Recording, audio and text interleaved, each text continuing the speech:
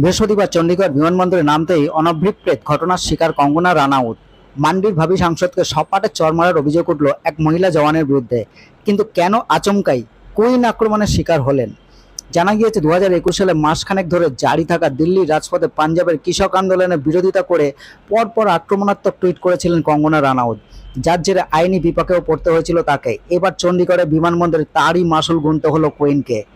জানা গিয়েছে কঙ্গনাকে চড় মারা ওই মহিলা জওয়ান আদতে পাঞ্জাবের কাপুরথালার বাসিন্দা। কৃষক আন্দোলন নিয়ে বেফাঁস মন্তব্য করেছিলেন কঙ্গনা রানাউত। আন্দোলনরত কৃষকদের খালিস্তানি সন্ত্রাসবাদী বলেও তোপ দেখেছিলেন। এমনকি বিতর্কিত 3 কৃষি বিল প্রত্যাহার করে নেওয়ার কথা যখন ঘোষণা করলেন প্রধানমন্ত্রী নরেন্দ্র মোদী, তখনও কৃষকদেরকে জিহাদি বলে আক্রমণ করেন বলিউড অভিনেত্রী।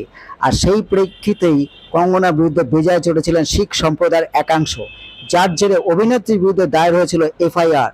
শুধু তাই নয়, পাঞ্জাবে গিয়ে কৃষকদের বিক্ষোভের মুখে পড়তে হয়েছিল অভিনেত্রীকে। কঙ্গনার গাড়ি ঘেরাও করে সেই সময় বিক্ষোভ প্রদর্শন করেন কৃষকরা।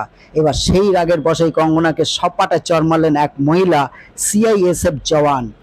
সদ্য মান্ডি লোকসভা কেন্দ্রে রাজনীতির নেপো কিড বিক্রমাদিত্য সিংকে হারিয়ে জয়ী কুইন কঙ্গনা রানাউত বিজেপির টিকিটে 5 লক্ষেরও বেশি ভোটে জিতে সংসদ পদে বসতে চলেছেন হিমাচলের ভূমিকন্যা।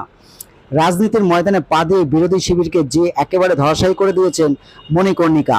গত মঙ্গলবার ভোটে জেতার পর প্রথম প্রতিক্রিয়া দিতে গিয়ে কঙ্গনা জানান, এই দিনটা আমার জন্য বিশেষ দিন। প্রার্থী হিসেবে এটা আমার প্রথম নির্বাচন ছিল। যেহেতু রাজনীতিতে প্রথম, তাই নানা অনিশ্চয়তা ছিল। এটা আমার প্রথম জয়ও।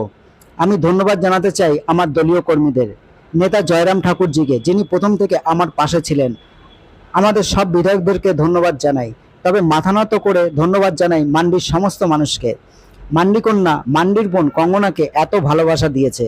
মান্ডি সেনা হিসেবে মান্ডিকে রক্ষা করব, বিকাশ করব। সেই দাপুটে ভাবী সাংসদকেই চড় মারার অভিযোগ উঠল মহিলা জওয়ানের বিরুদ্ধে। এইভাবে সিআইএসএফ মহিলা জওয়ানের সপাটে চড় মারাটা আপনারা কি মন থেকে মেনে নিতে পেরেছেন? কমেন্টে অবশ্যই প্রতিক্রিয়া জানাবেন। ধন্যবাদ।